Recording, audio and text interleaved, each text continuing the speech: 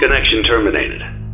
I'm sorry to interrupt you, Elizabeth, if you still even remember that name, but I'm afraid you've been misinformed. You are not here to receive a gift, nor have you been called here by the individual you assume, although you have indeed been called. You have all been called here, into a labyrinth of sounds and smells, misdirection and misfortune. A labyrinth with no exit, a maze with no prize. You don't even realize that you are trapped.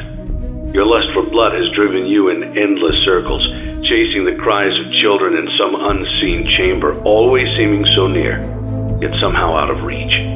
But you will never find them. None of you will. This is where your story ends. And to you, my brave volunteer, who somehow found this job listing not intended for you. Although there was a way out planned for you, I have a feeling that's not what you want. I have a feeling that you are right where you want to be. I am remaining as well. I am nearby.